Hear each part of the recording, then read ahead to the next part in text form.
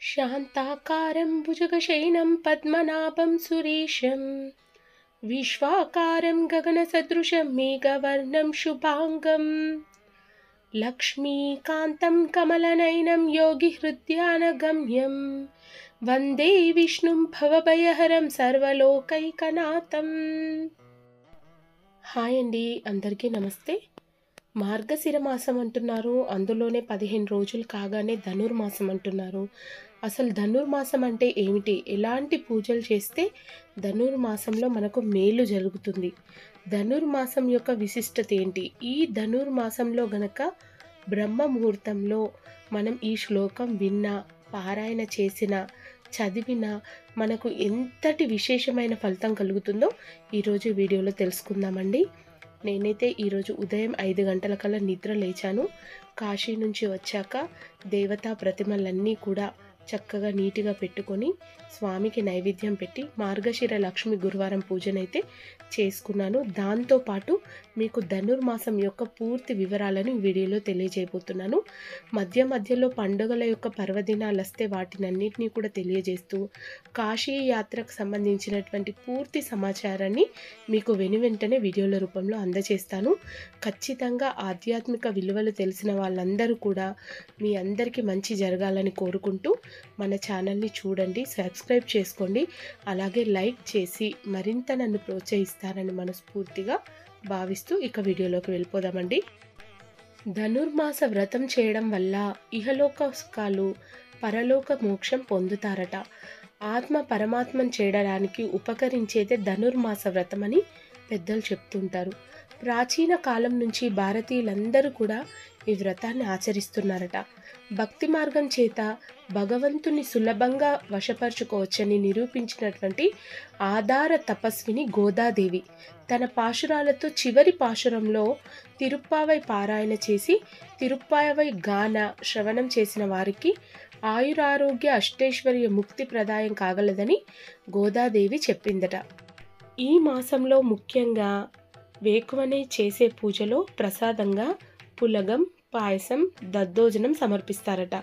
చలికాలంలో అయితే కడుపులో జఠరాన్ని పెరిగి తద్వారా ఆకలి అనేది పెరుగుతుంది. కాబట్టి ఈ చలికాలంలో మనం లోపల ఉన్నటువంటి జఠరాన్ని సంతృప్తి పరచడానికి చల్లటి వస్తువులైనటువంటి పాలు, పెరుగు, పెసరపప్పుతో చేసేటటువంటి చల్వ చేసే గుణం ఉన్నటువంటి ప్రసాదాలను నైవేద్యంగా పెట్టి ఇంటిల్లిపాది స్వీకరించడం వల్ల ఆయుర్వేదం, జ్యోతిష్యం ప్రకారం ఈ ఆహారం తీసుకోవడం వల్ల మంచి సత్ఫలితాలు, బుద్ధి ఇంటిల్లిపాదికి లభిస్తాయట. సూర్యుడు ధనస్సు రాశిలో ప్రవేశించినప్పుడు ధనుర్మాసం మొదలవుతుందట. సూర్యుడు మకర రాశిలోకి ప్రవేశించడంతో ధనుర్మాసం పూర్తవుతుందట.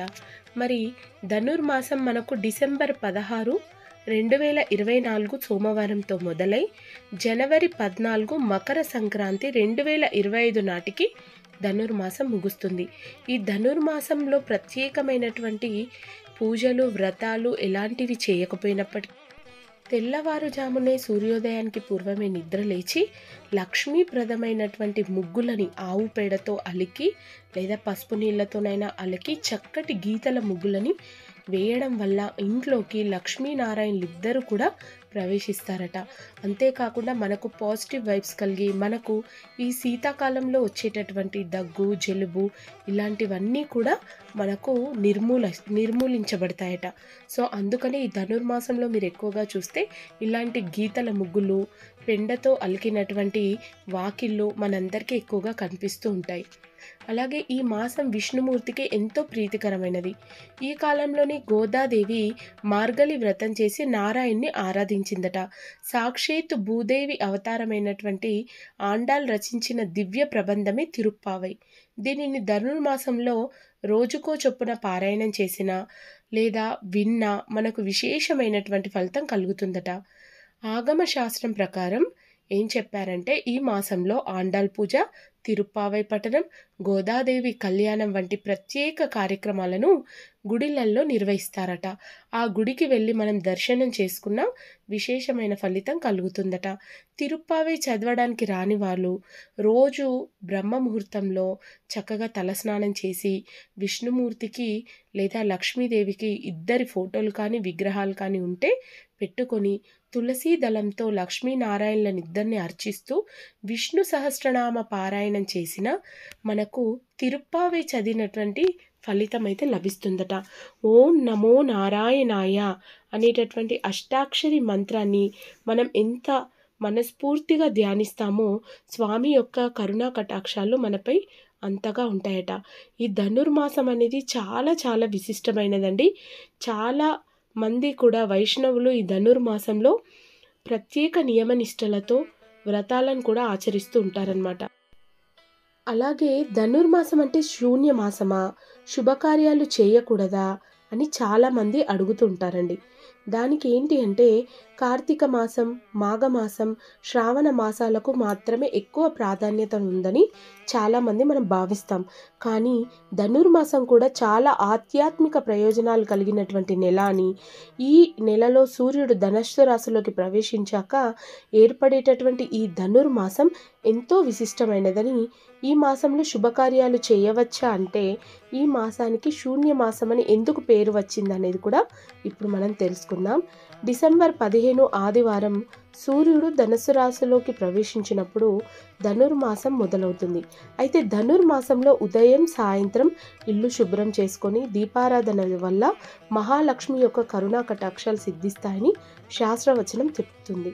తెలుగు రాష్ట్రాలలో ఈ మాసాన్ని పండగ నెల అని అంటారనమాట. అయితే ధనుర్మాసం విష్ణు పూజకు చాలా ప్రత్యేకమైనది కాబట్టి తిరుమలలో ధనుర్మాసం నెల రోజులు కూడా సుప్రభాతం బదులు తిరుప్పావై గానం చేస్తారు. విష్ణు ఆలయాలలో ఉదయం అర్చనలు చేసి నివేదనలు చేసి పిల్లలకు కూడా పంచుతారు. ధనుర్మాసం దేవతలకు బ్రహ్మ ముహూర్తం లాంటిదట.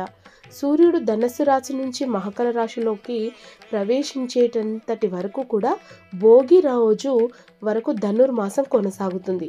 ఈ నెల రోజులు కూడా విష్ణు ఆలయాల్లో పండగ వాతావరణం నెలకొంటుంది.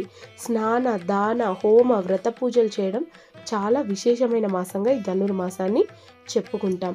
అయితే ఆగమ శాస్త్ర కైంకర్యాలలో అంటే దేవుడికి చేసేటటువంటి సేవలలో ఈ ఆచార వ్యవహారాలు సాంప్రదాయాలు కలిసినటువంటి నెలలలో ధనుర్మాసం ప్రత్యేకమైనదిగా చెప్పుకుంటారనమాట. ధనుర్మాసం అంటే దివ్య ప్రార్థనకు అనువైన మాసమని, తెలుగు సంస్కృతంలో ఒకే భాగంగా దేవాలయాల్లో ఆండాలమ్మ యొక్క తిరుప్పావై పఠనం అవన్నీ కూడా మనకు తెలుగులో కూడా ప్రచురించడం జరిగింది.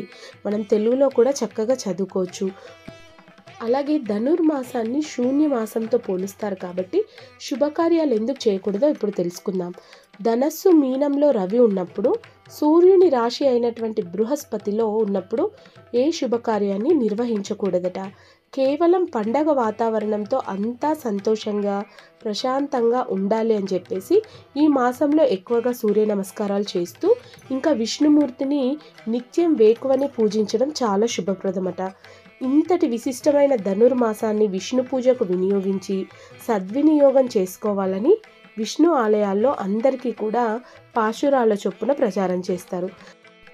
నాకు తెలిసినటువంటి ధనుర్మాసం యొక్క పూర్తి సమాచారాన్ని వీలైనంత కొంతలో కొంత మీ అందరితో పంచుకున్నాను.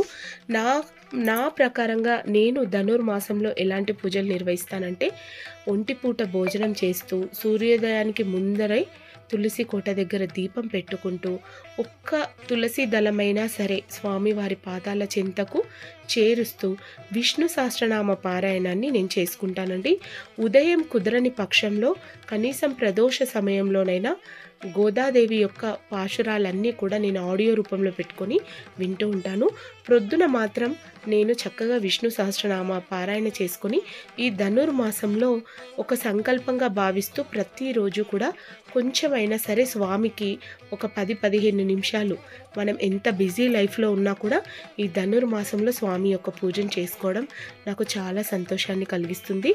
ఇక ఇవి ఏవి చెయ్యని వాళ్ళు చక్కగా మీరు ప్రతి రోజు కూడా మీరు ఆడియోలో మీరు ఏ పని చేస్తున్నా సరే గోదాదేవి యొక్క పాశురాలు కానీ విష్ణు సహస్రనామం కానీ పెట్టుకొని మీరు విని చూడండి. ఖచ్చితంగా ఆ స్వామి యొక్క కటాక్షంతో మీరు ఒక్క రోజైనా సరే మీ ఇంటి దగ్గరలో ఉన్న విష్ణు ఆలయాలకు వెళ్ళి మీకు మనస్ఫూర్తిగా సేవ చేసుకునే భాగ్యాన్ని, పూజలో పాల్గొనేటటువంటి అవకాశాన్ని ఆ విష్ణుమూర్తే మనకు స్వయంగా కల్పిస్తాడు. ఎప్పుడైతే మనం దేవుళ్ళకు సంబంధించినటువంటి శ్లోకాలను తరచుగా వింటూ ఉంటామో, అంటే ఎవరితోని మాట్లాడి వాళ్ళ మీద వీళ్ళ మీద చాడీలు చెప్పకుండా, టైంపాస్ చేయకుండా మంచి విషయాల పట్ల శ్రద్ధ పెడతామో భగవంతుడికి దగ్గరవుతామని పెద్దలు చెప్తారు. నేనైతే కాశీ నుండి రాగానే ఇలా అయితే పూజ మొదలుపెట్టాను. కాశీకి సంబంధించిన అన్ని వీడియోలు నెక్స్ట్ వీడియోలో షేర్ చేస్తాను. తప్పకుండా చూడండి. బాయ్.